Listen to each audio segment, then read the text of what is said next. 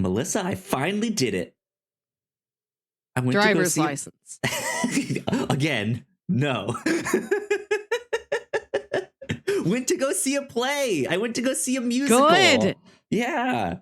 I know a couple weeks ago or however long I was like, let me ask Melissa for some advice because we had some options about which This was like ones 3 we were gonna months go. ago. 3 months ago, a couple weeks ago, same thing. But yeah, we were hoping to go see Chicago. It ended up being sold out at the time we were hoping to go. So we weren't able to make it. Of course, they were doing other productions down the road. But we ended up going to see Wicked, a performance of Wicked. And we did that this past week, and it was a blast. It was so much fun. Good. I'm happy you enjoyed it. Yeah, it was kind of wild. We were in the grandstand, so we were kind of far away, but the civic center that which the performance was in does a great job of making sure all of the seats can see the stage at the same time. It would be a poor theater that didn't. Right? Yeah. So yeah, I mean, we were like, we didn't really know what to expect or what it was like. We weren't even sure, like, will they have concessions there? Should we like eat beforehand? All of that stuff. And we ended up having a blast. They had like specialty cocktails. They had food you could get if you wanted it. They had snacks, all sorts of stuff. Intermission was a wild race to the bathrooms. Lines were out the door and around the corner, but we had a great time. Now I'm assuming you've seen Wicked at least once. I told you about it when I saw it last year. Yeah, I just saw it for the first time last year. Okay. It'd been such a major touring attraction that every time it came through town, I'm like, oh, it'll be too expensive. It'll be too hard to get tickets. In 2023, I'm like, I think now I should be able to get in to see Wicked. I look forward to seeing Hamilton in 2034. There you go. Yeah, we had a blast. They had the whole big stage thing with the dragon and the giant clock. And that I think was one of the most incredible things about the show, right? Just all the ways that the stage changes with seemingly not much on it. Like they have this clock that has a couple. They have this clock that has a couple doors on it, but then the clock will either like break in half and you can see all the gears behind it, or there's certain parts of it that will like lift up into the like behind the stage so you can't see it. They have a big statue that rolls out. They have all sorts of stuff that was just like, this is kind of wild. Like who has the time to make all of this? This is ridiculous.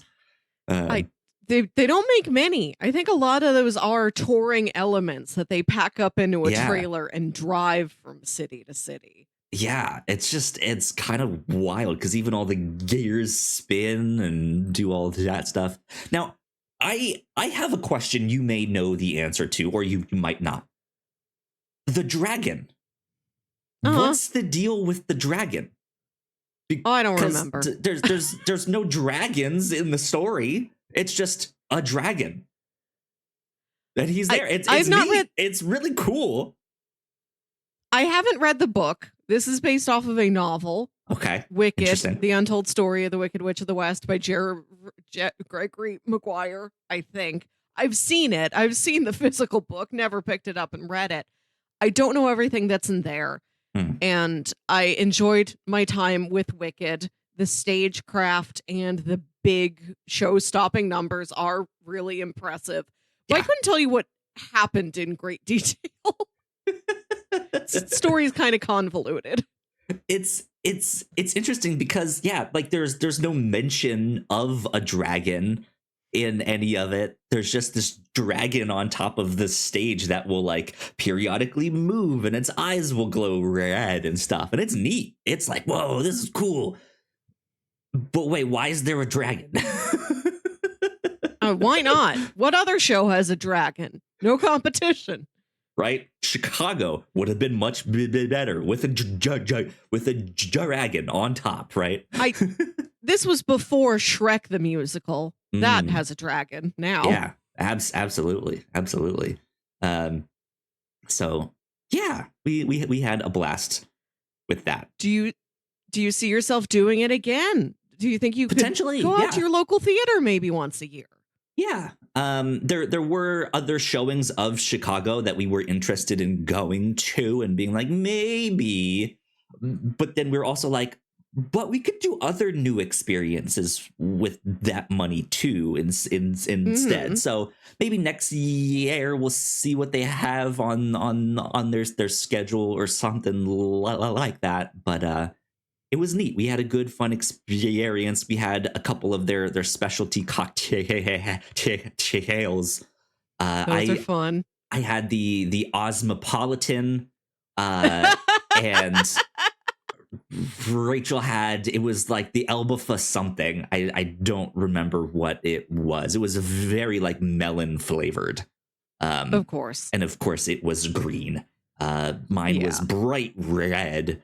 They were a little expensive, as kind of you would expect them to be. Not much alcohol, but they were good. It was fine. We had a blast.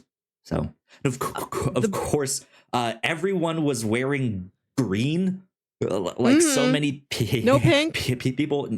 Well, you did for like younger kids who were dressed up as princesses and stuff like that. No adult Galindas, only Galindas under 10. Yeah, only Galindas under 10. And yeah, we had a fantastic time. So if you guys can go see an off-Broadway production of whatever it is, go check it out. Why not? It's fun. See any live theater. Go see your big show-stopping musical. Go see your weird little musical. Shucked, the Corn musical, is going to be touring the next upcoming year. I would like to see Shucked, the Corn musical. If you have an ear for corn, this one's for you. Good stuff. If you guys did not know, this is number 267 of the Whatnauts Captain's Log. My name is Kyle Springer. I am joined by Melissa Wilkinson. Melissa, how's your week been? I've been fine. Went out, played some trivia. Trivia's back.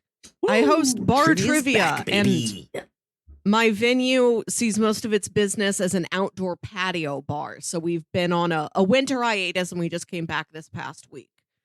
There you go. Feels good. Good stuff. Return to form for Melissa here. Good stuff. I also was trained in the other variant of bar trivia that my company offers. So now I can sub at more venues throughout the city on their different trivia styles. Interesting. I know it's just like different style, but you using the word variant just kind of like, it makes my mind like, what are you talking about exactly? Like, well, I host the one that's like, you are here to play bar trivia. And now I know how to do the other one that's like, you're here at the bar. Also, you can do trivia if you want. Not that, like, the one I do is more questions. It's more complex. It's a little more difficult, a little more adult, just in that it has like the occasional double entendre in it. And now I've been trained on, it's lighter. We ask, like not as many questions. The questions are easier. It's PG. We do this at more like family friendly venues. Right. Yeah. I gotcha. So it's not like a life or death variant. If you lose, you're never welcome back at this restaurant again. I hope not. And maybe Wouldn't you die. That to happen. Melissa has to sacrifice them there. You lose. And stabs them. You have to go into the pit. Right, yeah. No! Trapdoor. Good stuff. Melissa, movies that we've seen. Yep. We've seen some interesting We love 'em. movies. Yeah, we love them. Apparently, AMC is putting out 3 new like commercials with what's her name in it, Nicole Kidman. Yeah, Academy Award winner Nicole Kidman. Putting out like a couple new versions of that. Ooh. So I hear. Of course, my theater is a Regal, so I don't see those ones. But mine's a Marcus. I had an AMC every once in a while. I was at an AMC this week for a special showing of The Lighthouse. Ooh, one of my faves. Yeah. When I saw it when it was first released, we saw people walk out of the theater during The Lighthouse. And I wanted to go see it again when surely everyone going to The Lighthouse knows what The Lighthouse is, and they're in it. Yeah, they're here for everything that happens. Yeah, I feel like it was one of those ones. It's certainly a more art house film. It's an acquired taste for sure, but I feel like it was, even at the time, was one of the art house films that kind of got a little bit of marketing amongst the mainstream kind of stuff. And it's like, hey, it's an A24, you know and love. Yeah, it's right. A24. People like those. It's artsy, but like 8 people out of 10 have heard the phrase A24 and have a vague understanding of what it means. Yeah, it's not mainstream. So it just kind of seems wild that people are like, walk it out like this was ridiculous. I hate this movie. This is not what I expected. I think it was 2 older women who maybe didn't really look up thought this movie was just a historical drama and didn't know it had like murder, masturbation, fish tying fucking up Willem Dafoe, leading him around like a dog, trying to bury him alive, farting. Weird accents and stories. The finest of the buffoon dramas. Top-notch buffoon drama, The Lighthouse. Great. Love it. Yeah. Cool. Good stuff. We did well. I did not watch The Lighthouse this week here, but Yayo and I both went to go see Drive Away Dolls. Tell me what you thought of Drive Away Dolls. I told you it was weirder than you'd expect. Do you understand now what I meant? Yes. But also I feel like it fits in with some of their other, I mean, so sure. This is a film by one of the Coen brothers, by Ethan specifically. But in the Coen brothers filmography, they have some weird ones, right? Like they're known to get a little strange. And I feel like even though this could potentially be one of their weirder films, it fits in. Right? It's kind of exactly it's not off the spectrum, but it is on the far end of the spectrum of regular to bizarre. Absolutely. There were certain things I was not really expecting in this film. Just how whimsical is that the right word? I was also not expecting this to be as much of like a lesbian movie. It is a very gay movie. That was pretty front and center in the trailers. I mean, yeah, like I knew it was there'd be like a lesbian, or just have like it'd be leaning in that direction. But then there's the other movie, whatchamacallit, that's coming out in a couple weeks here. Love Lies Bleeding. Stewart. Yes. Yeah. That one's gonna be very violent, but also very gay. Like I knew that one would be like, okay, here we go. I'm happy there's a plethora of movies in that Venn diagram intersection of very violent and very gay. Right. Yeah. I guess I was not expecting it to be as gay as it was in this, which I'm all here for. I like the scene where they they stop at a roadside diner. There is a college women's soccer softball team. Also, they're partying at the diner, party, coming back yeah. from championships. Yeah. And they crash their basement party. And it's all of them sitting on each other's laps, making out. And the coach blows a whistle and says, rotate! Yeah, rotate right. I really want that to be a scene in Yellow Jackets. Yeah. Except they're not making out, they're just eating whoever it was, like whatever body part they hooked up, right? God, yeah. There's I think part of this is interesting too, because there's so many big names attached to this film that aren't in this for more than 5 minutes. Oh yeah. Yeah, like Matt Damon is in this for a brief period. God, why am I? Pedro Pascal is in this for like 5 minutes. So I guess he has a head up on Matt Damon, though. Oh, speaking of which, I got a poster. I went to see this at the Alamo Draft House, and they gave us free promotional posters. Pedro did make his way on the poster. Nice. Observe. Yeah. It's pretty fun. His head. Yeah, fittingly. Yeah, I had a blast when I hit this. I thought this was a lot of fun. It's silly. It's funny. Very silly. Margaret Qualley, her accent is just ridiculous. Yeah,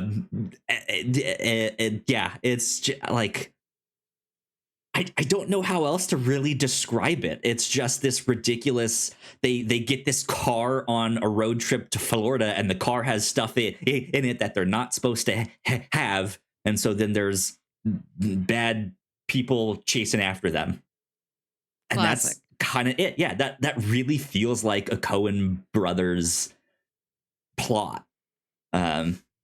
So yeah, it's good. It was good. Not much else. Like, have you gotten out to see Dune Part 2 yet? Not yet. I am seeing it on Tuesday. So in what format? In IMAX. Excellent choice. Yes, absolutely. I did just rewatch the first one yesterday, and it was my partner's first time, so she got to experience the Ouchie box for the first time. Ouchie box is a highlight of the film. Yeah, she was not sure what it was exactly, was kind of not expecting to really be into it. She's not as much into like sci-fi as I am. And so I, like me, with it just kind of being sci-fi, I'm like, all right, let's go. And she's just like, I don't know, maybe, who knows? But she ended up really liking it. And I also kind of gave her a basic premise going in to be like, this is kind of what's happening. But then also to be like, it's going to be such an experience for us to witness this in IMAX, because the sound, like, this is a movie, or at least this version of it is something, if nothing else, go see for the visuals and the sound design. Yeah. A sensory delight all the way. Yeah. And our little TV really isn't going to do that sound justice. And like halfway into it's like, I see what you mean by like the sound. Like I can tell, like I'm supposed to be feeling the bass or the wah, wah stuff that's in there. So yeah, Tuesday evening is when we're gonna go check it out. I enjoyed it. Dune is not exactly my flavor. It is truly dry. It is dry and it is serious. But I love the way it looks. I love the way it sounds. I love the cast. There are some very thrilling sequences in it. Yeah.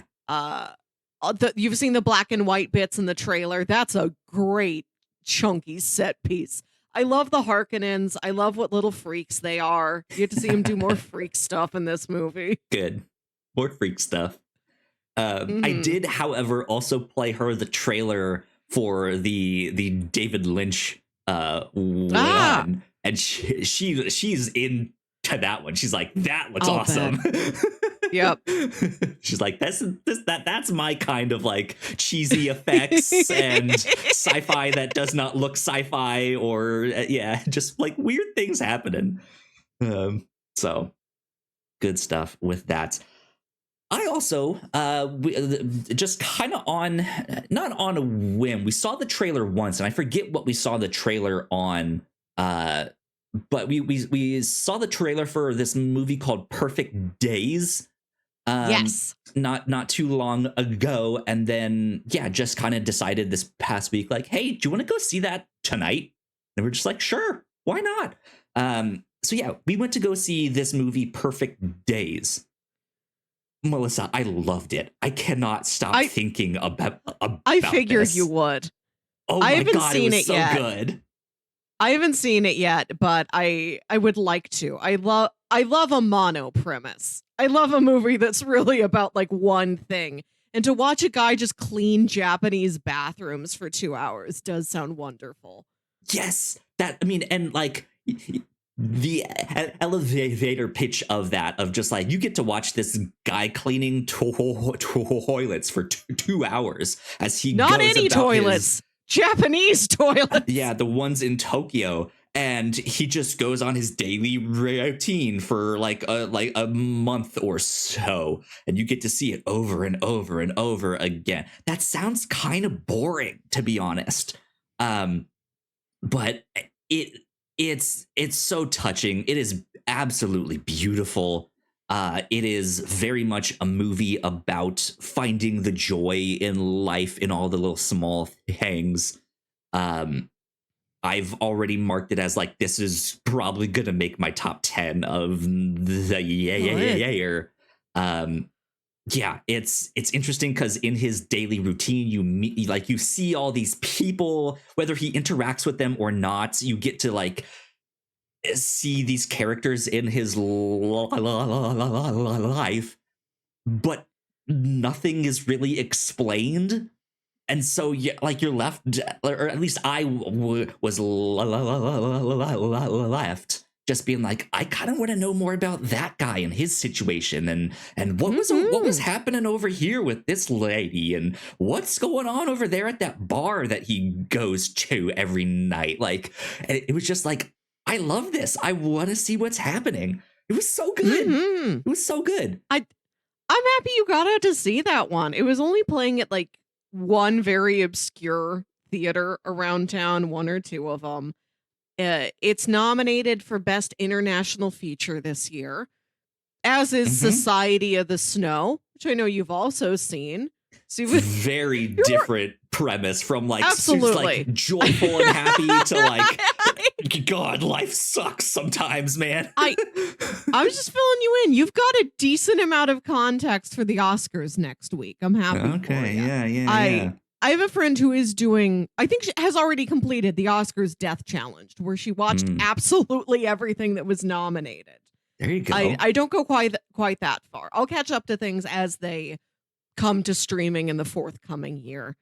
Yeah. I did go see all of the Oscar-nominated animated shorts this week, though. Oh, cool.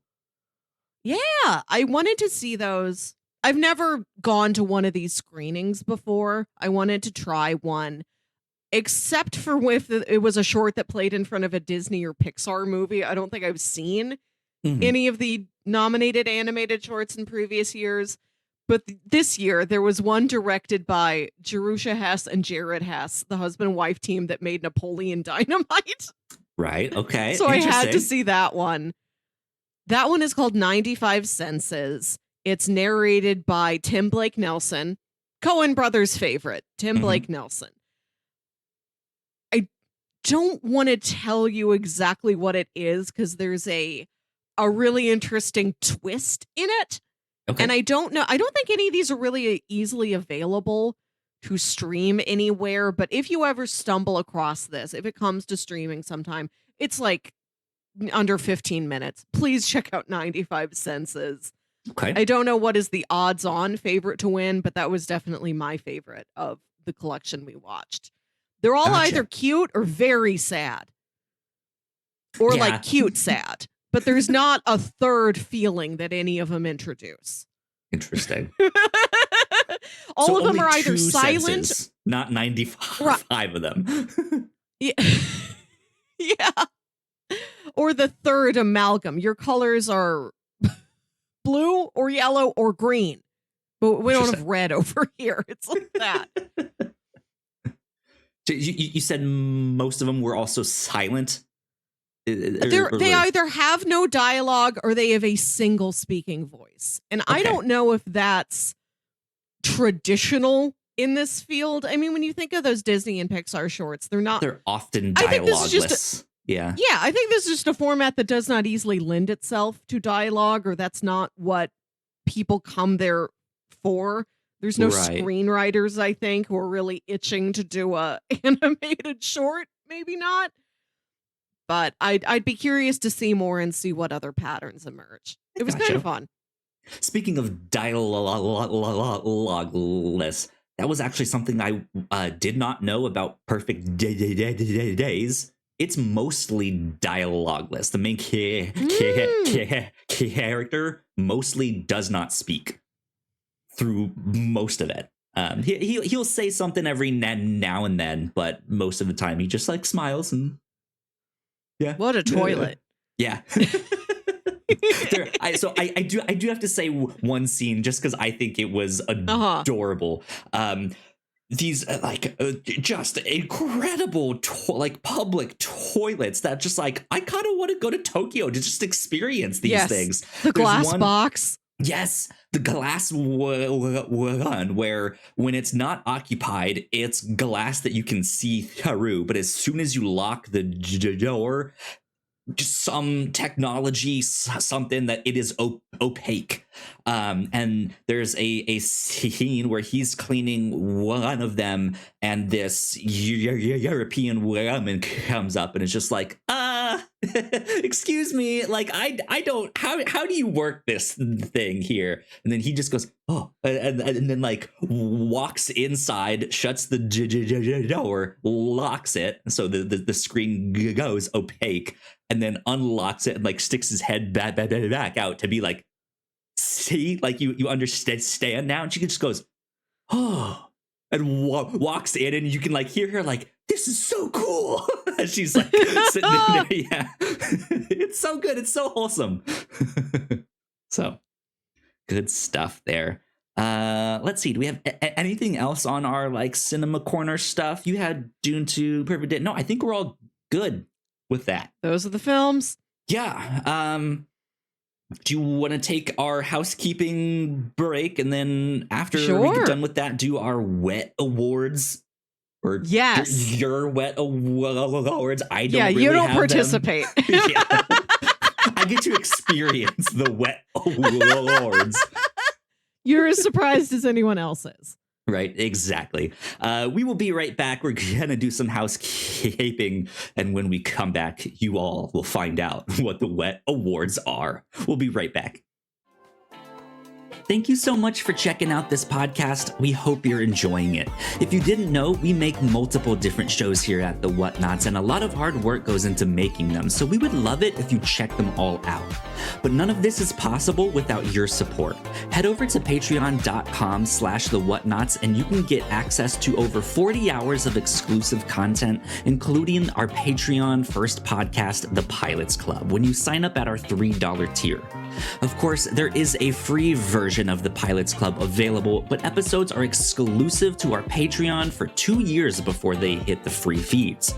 If you're interested in buying merch, we have shirts, hoodies, mugs, and more for sale over at thewhatnauts.com/store.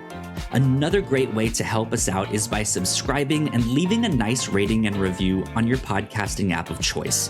You can also subscribe to our YouTube channel for video versions of the show, trailer reactions, and live streams. And lastly, you can always find out more information about the shows we make on our website, thewhatnauts.com.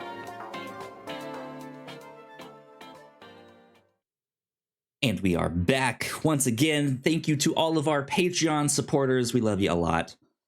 We appreciate you. It means a ton. over on the Pilots Club, last month we got to talk about Heat, Vision, and Jack. If you missed that one, go check it out.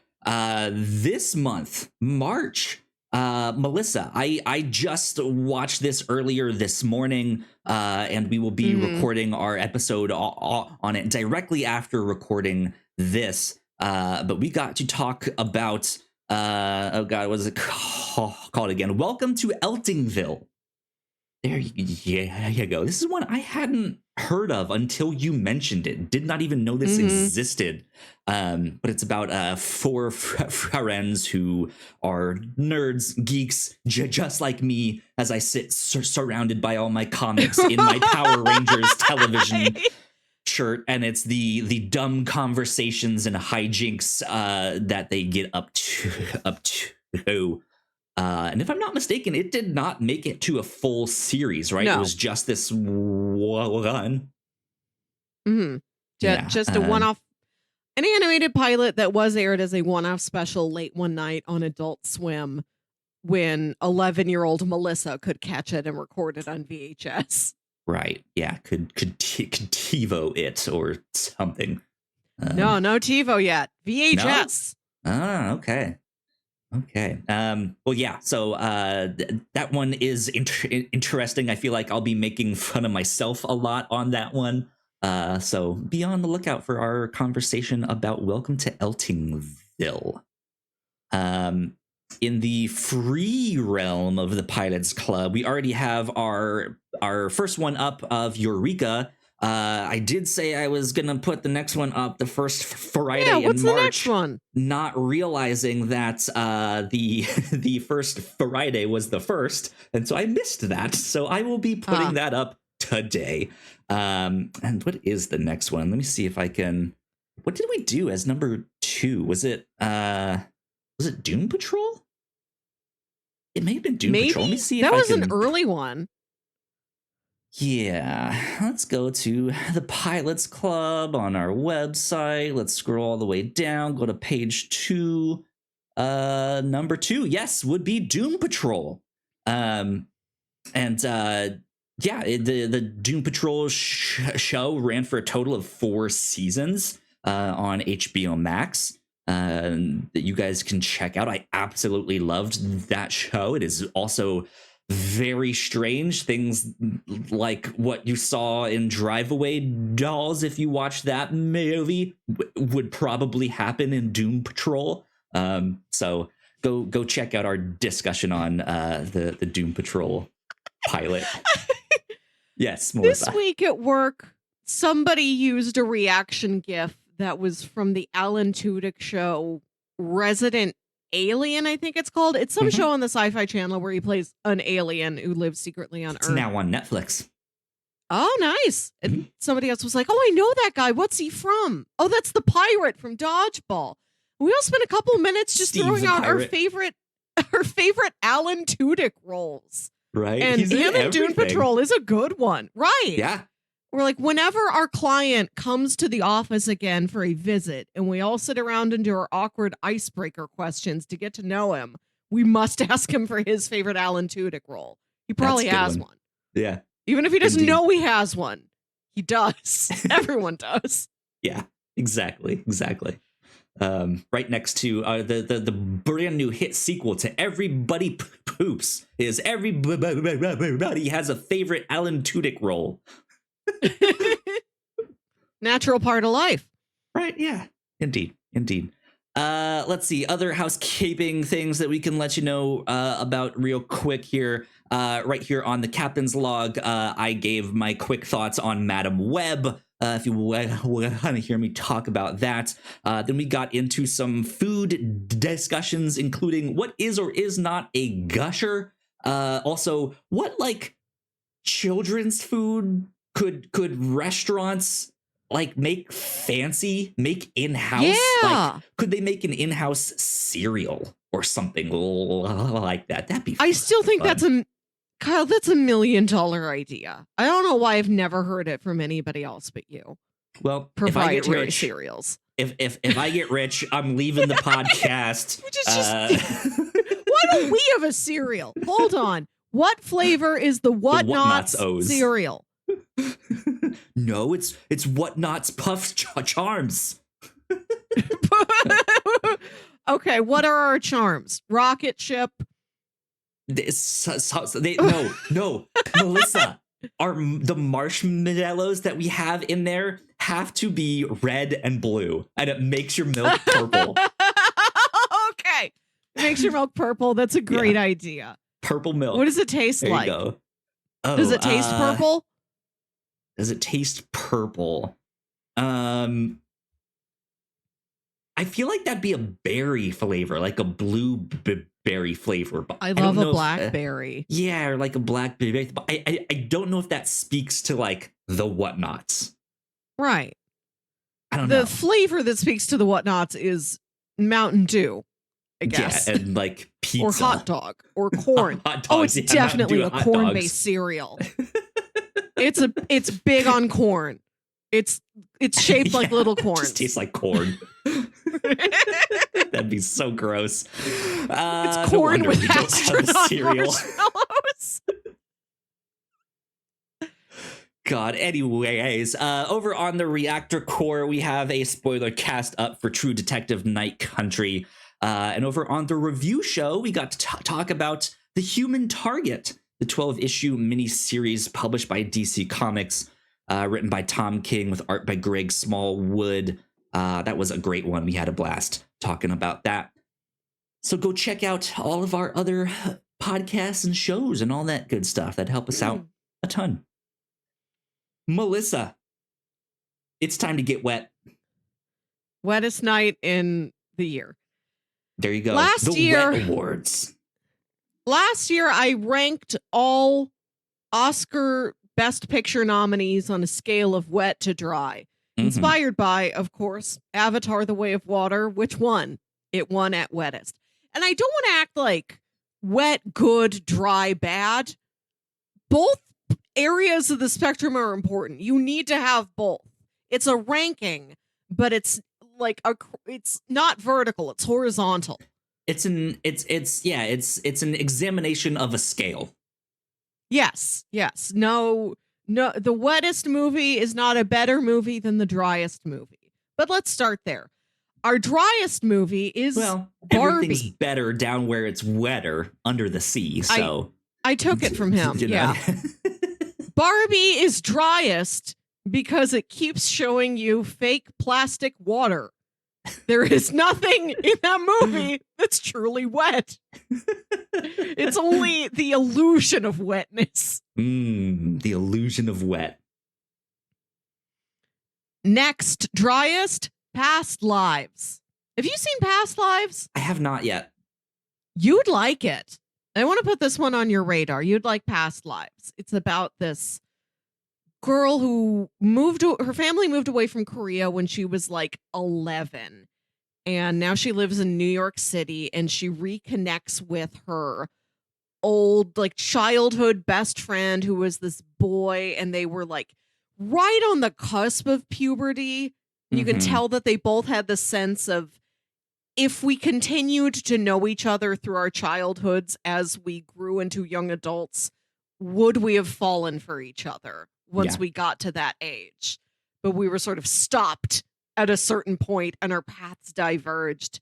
And now this woman is married. She lives in New York City, and that man comes to visit her.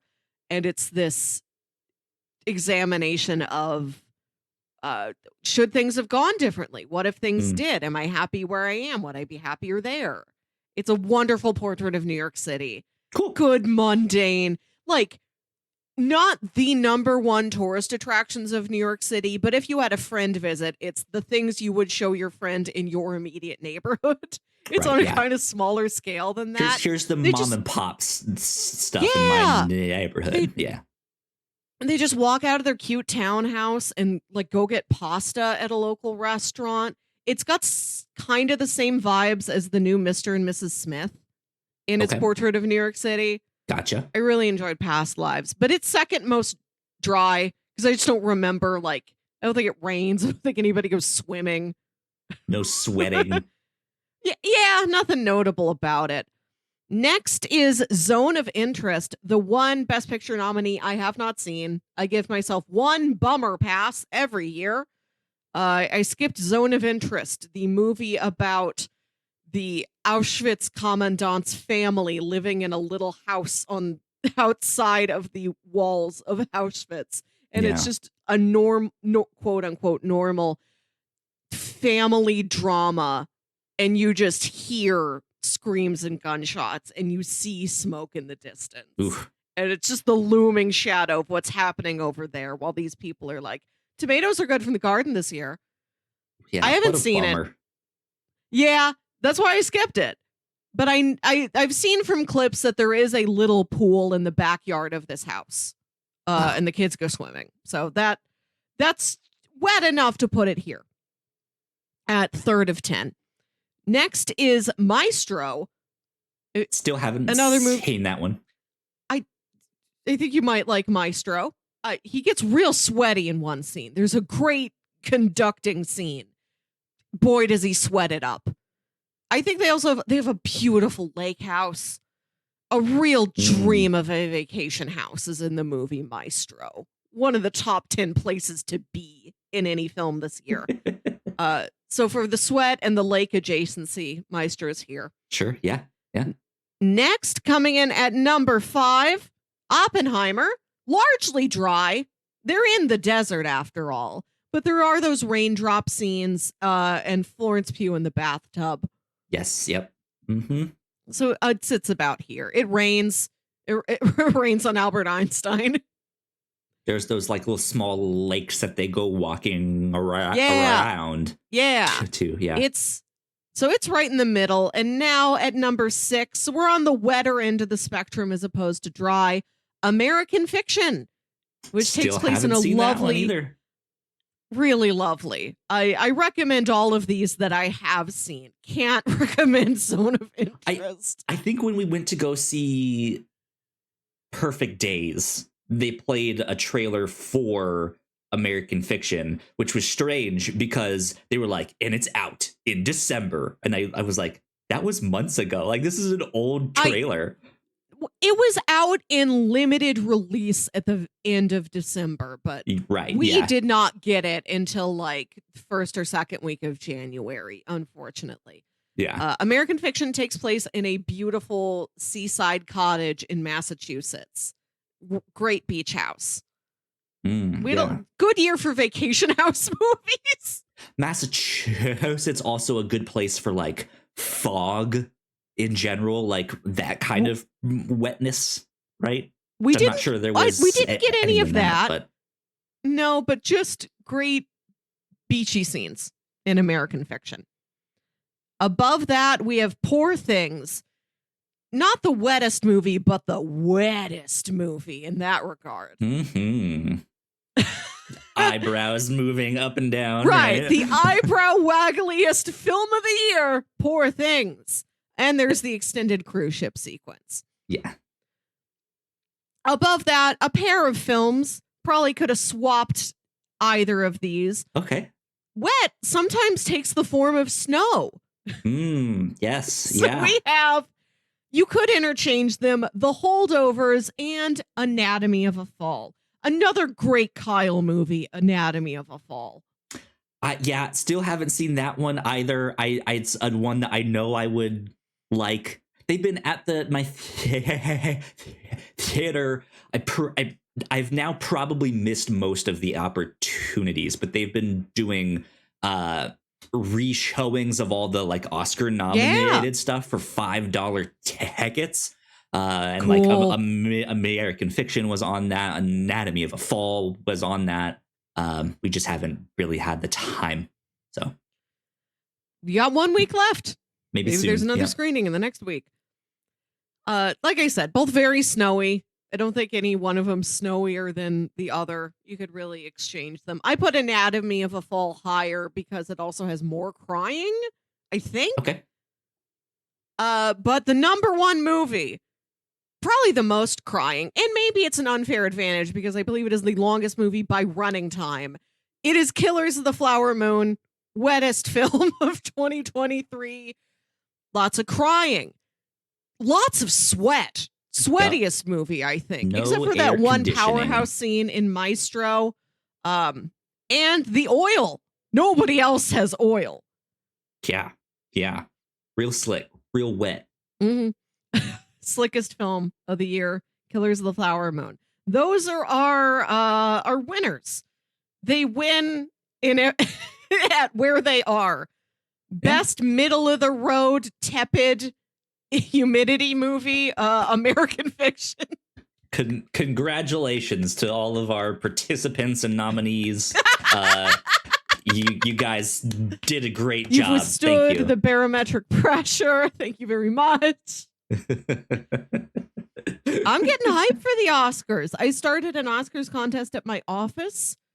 I did everything. I sent a message to the HR manager like, I will pay for the gift card if you want. You don't even have to pay for it, the company. I will tally all the ballots. Like, I want all the work on my shoulders so that you don't have a reason to shrug it off and we don't do it.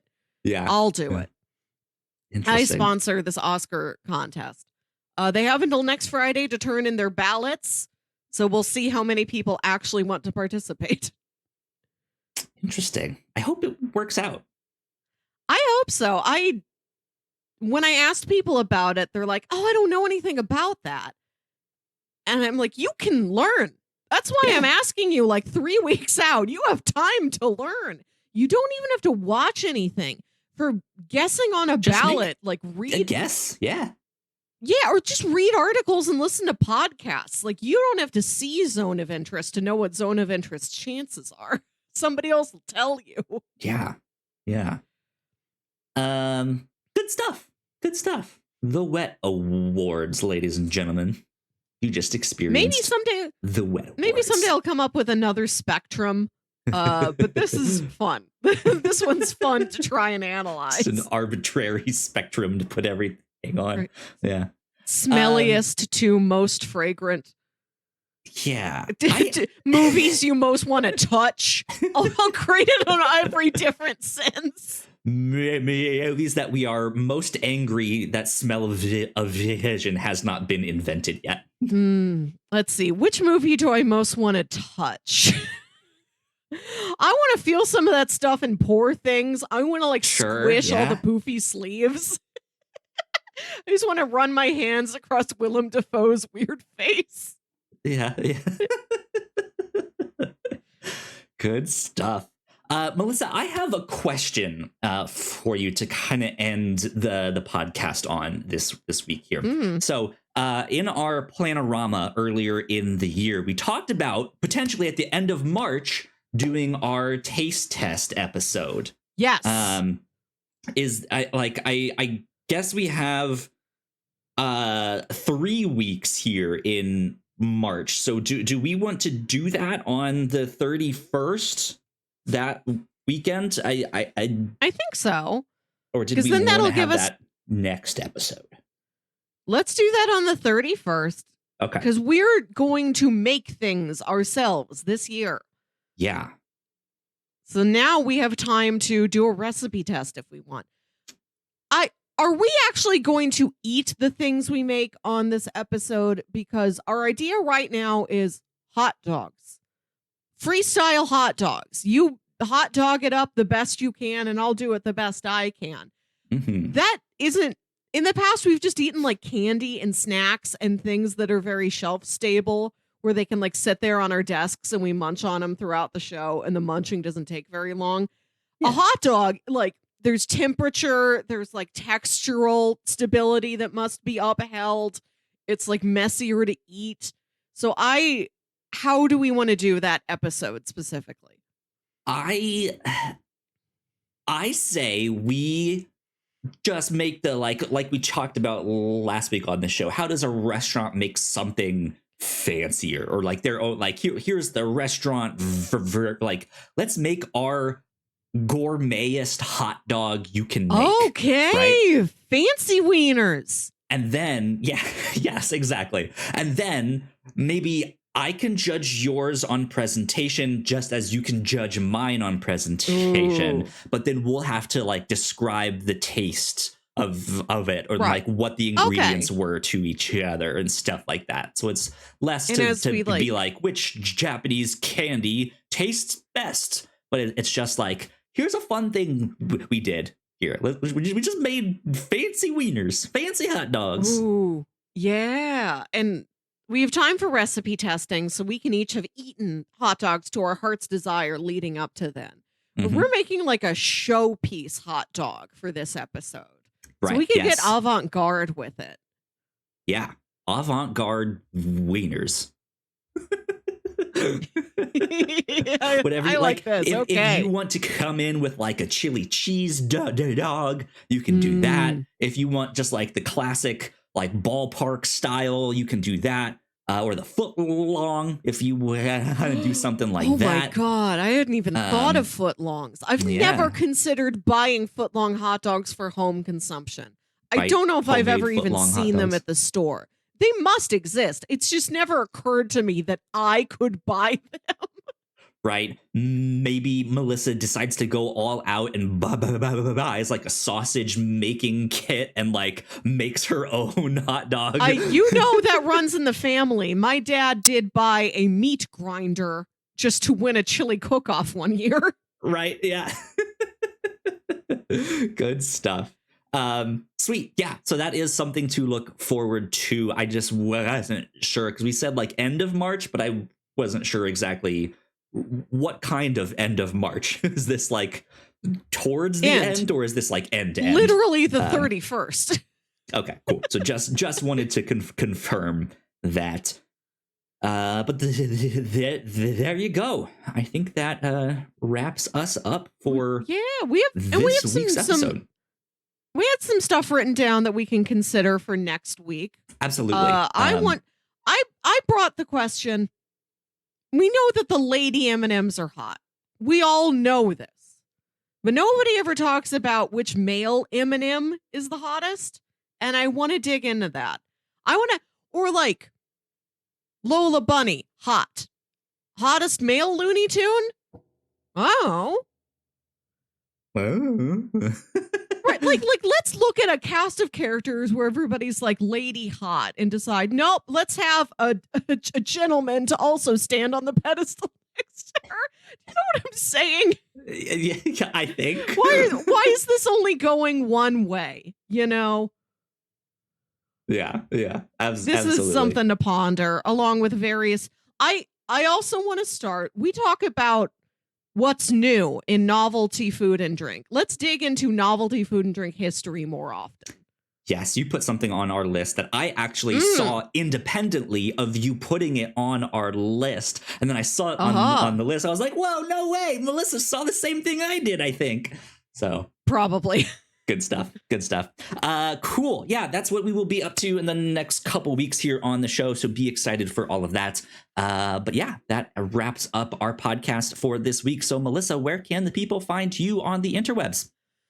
Don't post much anywhere, but if you find me on a site at Wilkywit, WILKYWIT, I guess you can click like on things and I'll see that you liked it. And I'm like, oh, nice. I was liked. And you can send me a message and I'll answer the specific direct message. Good stuff indeed. If you guys want to follow me, I am at Yo Kyle Springer. If you want to stay up to date with all of the stuff that we do here at the Whatnauts, we are at the Whatnauts official on Threads. So please go like, share, and subscribe. That would help us out a ton. If you're watching this on YouTube, go check out more of our videos right over there on that side of the screen. That would help us out a ton as well. But yeah, this has been number 267 of the Whatnauts Captain's Log. We will see you all next time. Bye. Bye.